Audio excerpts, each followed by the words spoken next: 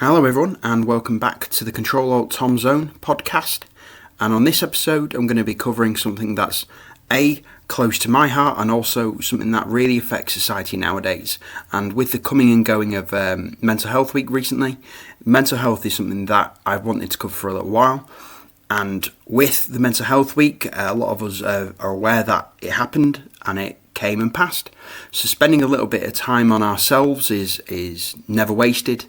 And knowing how to spend the correct time looking after ourselves, putting us first occasionally and putting ourselves in the right place and increasing our own mental resilience is important.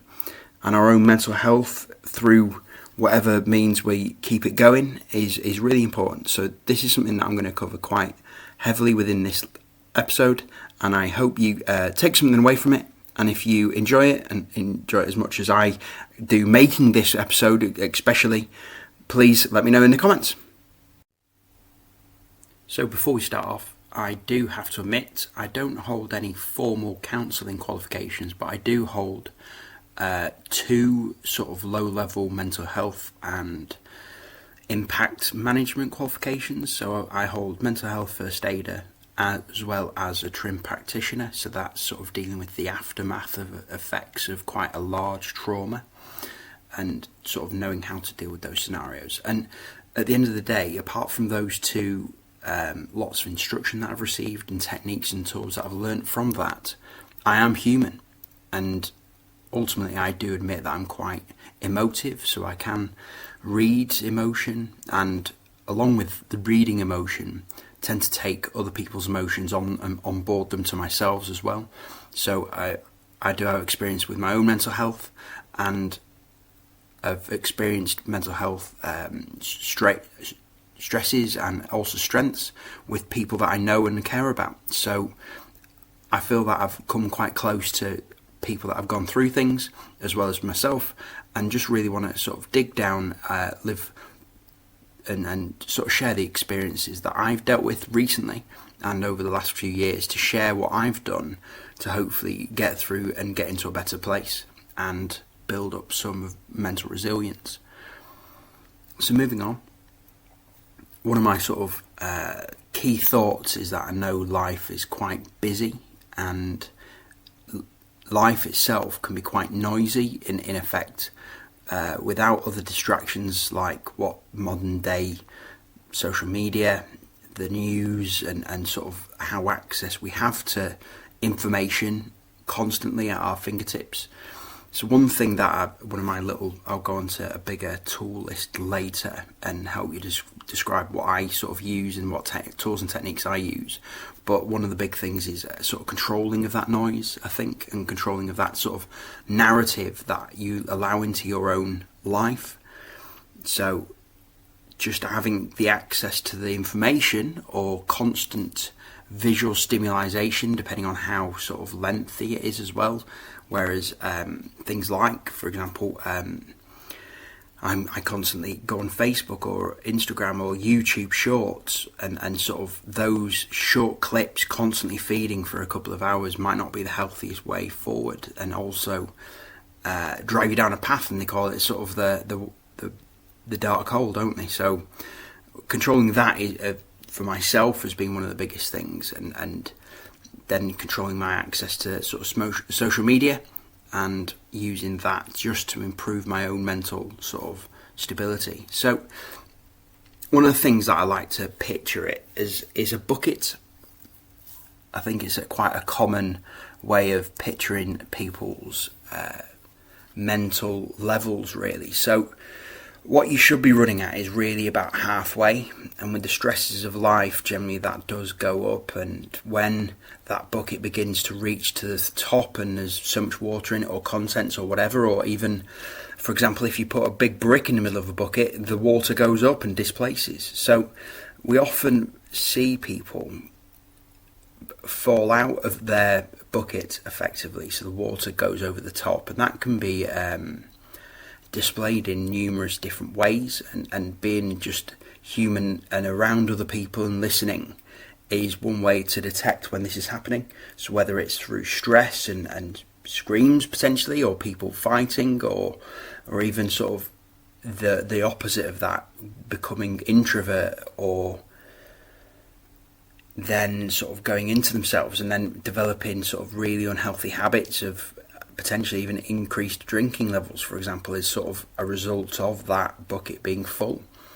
So it's about taking the time to ensure that we know the people's routines around us, and any change of that routine significantly, whether it's for the worse or even totally on the healthier, precise route of, if they are quite a healthy person, then they might go for a run 3 times a week. If they're going on a run every day, they might be suffering the same levels and sort of building up that obsession, which can be healthy, but then ultimately not the best. So our buckets get full, and that's something that it can become quite full quite easily. And when we work towards emptying it, and I'm going to sort of take you through a list of ways that I like to empty my bucket, reduce the contents of my bucket, it might only reduce a little bit, and then the next time it gets full, it will fill up maybe a little bit quicker, and the results might not necessarily be as controlled as you would like. And I think that's the sort of where we are today, with a lot of external pressures on our lives, without the things that happen in our day-to-day lives with friends and family, careers, financial strains of what's going on nowadays, without all those conducing factors, which are factors that fill up the bucket. And then you've got the factors of friends and family input, so taking on other people's problems as well as our own.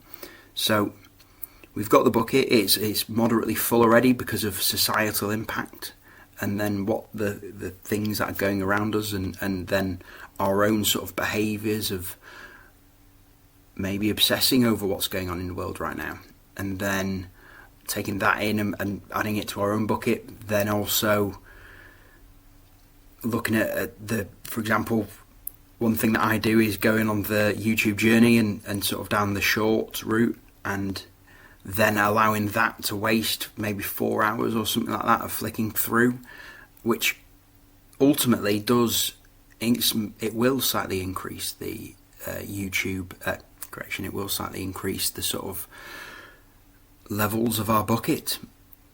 So what I'm going to cover is just a few things that I do to reduce my bucket. Not necessarily put a hole in the bottom and eternally allow it to reduce out, and you can't have an empty bucket. No one's that type of person. So some of the things that I like to do is, I've done it several times, and it's a technique that I use on quite a regular basis. So the first big tool that I want to talk about is retraction, or taking a holiday. So the first thing that I do is find what is causing my sort of bucket to increase, and try to take a step back, or retract, or delete, or just temporarily disable whatever the sort of factors are. So what I find I do quite often when I'm hitting a higher level, just if, for example, one of the impacts of the bucket might be things are getting busier at work, and then thus that time can't be spent on doing YouTube shorts, for example. This is sort of my personal experience. So what I would then do is then maybe delete the app for a week. Once you sort of delete the app and that distraction goes, and then you're sort of mentally able to take the impact of the increased stresses at work and let them sort of flow in, and then deal with that, then you can either move back, or you might then go, once that stress is moved back to a sort of normal level, you might realise you've got some spare capacity, and that's the time you can sort of sit back and you sort of feel more comfortable within your own skin. I'd say the minute you feel like the level of your bucket reduces because of maybe a reduce in an example case of reduced stress at work, and then not having that sort of swiping distraction of the YouTube short, for example, or social media, or sort of other commitments. And I'll go on to sort of a realistic example of what I've done a few times, and it's worked for me, which is great. So when there's been an increase of work stresses, I've sort of deleted YouTube and a few other social medias as well, and as well as an inside Discord server, and sort of done a full retraction on social media. And I know it's quite a large thing to do that, but then the sort of once then work stresses reduce, or that becomes a normal routine, I've sort of then realised I've got spare capacity to think, and that's really good. So you can then retract, you can then move forwards and then re-download those apps, or recreate the profiles, or leave them dormant and end up with having spare capacity. So that's one big thing, is retraction or taking a holiday. The second tool I really want to tell you about is something that I learned from a CBT course that I did. So it's cognitive behavioural therapy course, and it's something, it was a really good course. It's sort of offered through the NHS within the UK. If you sort of raise it that way, there might be a bit of a waiting list, but I sort of did it for various different reasons myself, and just so I could support people that I was managing as well, so I could clear and sort of, I'll be honest, I wanted to clear some of my own level of my bucket of, to reduce that down, to sort of know the techniques to do that, so then I could be an effective manager and sort of deal with for other people and support people within my team. And any good manager and sort of good supporting friend would do that, I think. So one of the tools that I learned, so tool number 2 is a not to put it airy fairy, but it's called a happy log. And initially I thought of doing the opposite of this. So I started recording every time I was getting annoyed, or when I usually wouldn't get annoyed. So where I had a bit of a shorter temper, maybe, at what level, what caused it, and logging that seemed good initially, but then actually you need to flip that and log the happy points. And if some people are in the cycle where they don't feel happy at all, and normally at one point during the day, or maybe within a few days, you might feel happy, make sure you log that, because that moment, and you can rate it, that's another technique, but also pinpoint what the scenario, the situation was. So whether it's you've got out of a town or city and seen something beautiful or quite blissful, whether it's a field full of cows, or whether it's a beach, or whether it's just a lake or something quite tranquil, having that sort of log written down over sort of maybe a 2 to 3 month period, you realise you're happier more than ever. And actually this sort of quite goes on to my third tool, is replaying happy moments. So for what I'd like to say is they're personal to me, and they're going to be different for everyone depending on what their interests are and things like that. So you can either replay a single happy moment, or going back to that same place, and it might not have the same effect, but it'll still have an effect. So if the within the happy log, for example, as I said, you go to the beach, or you go to a field, or even a room, a white room, or a sort of mid-lit room, for example. It could be the same room that you're in every day, but the change of lighting has a good effect, whereas natural lighting compared to sort of a very bright light bulb in it. So going back to that happy place can almost reduce that level of the bucket, or reduce the stresses, or make you think about something else. One of the techniques that I do, I string these together. So I have a bit of I call it a morale Thursday, or morale Friday, or morale Saturday. So I think the big one for me is I could string them all together and have the blissful day. I'll do park run, followed by going to a cafe and having pancakes. Then it's almost go get my hair cut and go get my car cleaned. And I know they're expensive, you don't have to do all them together, but on one day, all those 4 activities put together, you sort of feel coming out like almost like a new man or a new person. So yeah, you can string those happy moments together, and that can be from the log.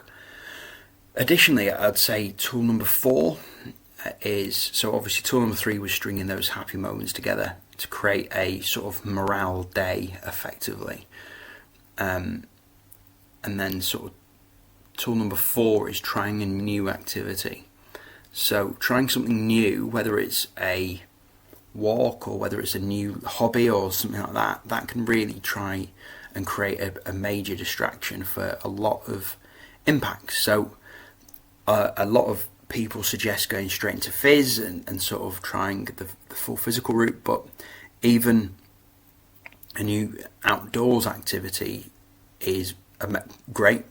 100%, I'd agree. I have retaken up running a little bit. So as I said, park runs are sort of big thing, and I'm trying to work to an objective, and that leads on to the next tool, which would be set an objective and working towards it. It provides, but which is not within a working or family life objective really. So it's a personal objective, and a lot of people sometimes don't really set them or abide by them.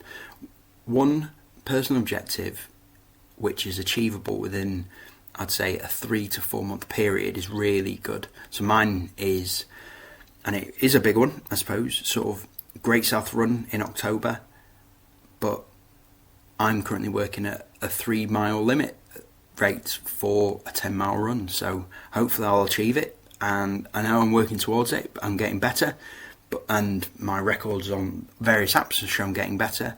So that also creates sort of the freedom. And if I didn't want to achieve it, I'd break it into smaller goals. So one thing that I'm sort of mentally thinking about is trying to step it up by either half or quarter of a mile each run that I do from this point forward, maybe twice a week, especially within the short time frame that I've got. And maybe I could have, and you look back and maybe I could have trained for that 10-month or 12-month period leading up, but ultimately other things got in the way. So now it's a refocus, and that's my objective. Cool. So hopefully you've listened, and I think from me speaking about this to other people, and hopefully you're doing the same. So if you're going through anything, or you want to offload a little bit and allow yourselves just to speak through things, because often there is someone going through either something very similar or has gone through something similar, and that they might have experience, or even it's just a listening ear can help often. One thing I do want to say is an additional tool. So I quite often don't sleep at night due to a racing mind, but one thing is key that I did was either started off back in the day having a notepad and pen by the bed, but also now I've sort of got Google Keep, where I keep a lot of my notes and sort of to-do lists and thoughts that I can just create a new little note, type it up. Might not make sense the next day, but it's off my head. But also that syncs to other devices, so I can access it on my laptop, phone, iPad, and other devices. So I can come back to that and start ticking things off, or add it into a new sort of diary, or even just like contact someone based on that and copy and paste the text again, so it's all reusable. So one thing is that everybody should have someone they can reach out to and just sort of chew the fat, and not necessarily about what people are going through mentally or how people are feeling, but just to have a conversation that is outside from your normal 9 to 5 or your own family life. That just so you can talk about a different passion, for example.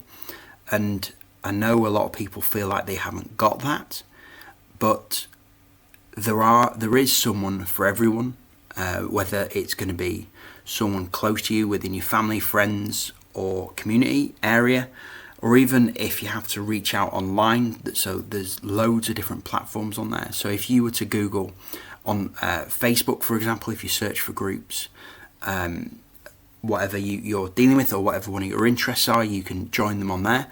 And I know the sort of internet communities can't always be supportive, but if you're picking up a new interest, for example, there's loads of good groups that are going to support and enable you through that, just to create a different aspect and a different routine, just so you can have a conversation with someone or an activity that can get you out of your normal box. And often by the time that you've started, you'll never look back, or by the time you started talking to someone, 40 minutes can go and that's your mind off whatever's going on for the rest of the day. So and so it'll be surprisingly you're having these conversations or doing exactly the same as they are. So they're going to be on the opposite side looking for someone to chat to, and it might be out of their normal routine, and you get on, you conflab and talk about whatever, and your conversation goes off, and ultimately they're doing the exact same thing you are. So get out there and start talking to someone. There's loads of great resources online. One of them is Owl Chat or Chat Owl that you can have a little look at. So if you feel like you haven't got anyone and you want to talk to someone about what you're going through, that's one sort of platform that I've looked at and used briefly. I found it a little bit useful, but then I started using my own tools and techniques to move forward. So if you want to speak to someone, I advise speaking to them. There are different charities as well. If whatever aspect of life you're coming from, or whatever the sort of root cause of anxiety, or whatever the sort of the factors is that's making your bucket fuller. So get out there and speak to someone is sort of a big solution to a lot of problems. So I just want to do a quick shout out to some of the resources that I use towards mental health growth, or even creating a little bit of buzz within my own mind. So within cybersecurity, obviously I quite regularly listen to Security Now and .NET Diaries. Those are the sort of two main podcasts that I follow, but focusing more externally the cybersecurity environment and moving towards sort of more open market. For mental health, Stuart Thompson is really good. Look him up on Facebook. Really good shorts, really positive. So effectively, instead of doing the doom scrolling, you're doom scrolling pure positivity. So if that's something that you really want to do, and I fully advised it. So I found him whilst I was doom scrolling, and it sort of gave me a big kick up the bum to change it from doom scrolling to positive scrolling. So that was a really good thing. So that's Stuart Thompson. He's an anxiety specialist and sort of inspirational speaker. He did a really good chat about imposter syndrome and changing it to sort of trailblazer. So changes really good mindset. So a big shout out to him. And also to create a spark of sort of mental development, or just something to get your brain going, it's have a look at a podcast called Diary of a CEO. So that's basically gets loads of visitors in talking about their own different experiences and how they move forward, so in their procedures. So those two are really good together to drive outside of the cybersecurity environment, but positivity and personal development. Cool. So that's hopefully me covered off a personal feeling about mental health. It's a big topic, affects a lot more people than we know, and hopefully I've covered off some tools that I've used. Happy log, the sort of stringing your happy moments together, and even just full retraction, or just taking a holiday, take a break, especially when other things take more toll. So it's about balancing out that whole bucket, really trying to keep it at a manageable level, which at no point I don't think anyone would be able to lower it down to a point of zero. So you're not going to have an empty bucket, it's the nature of life, but keeping it to a lower level by doing your own personal bits and objectives and using those tools is something that's really needed in modern life, just for you to look out, smile, and sort of walk forward and then achieve more. So thank you very much for listening to this podcast. I know it might affect a few more people, but if you found it useful, please let me know in the comments. Thanks very much for listening.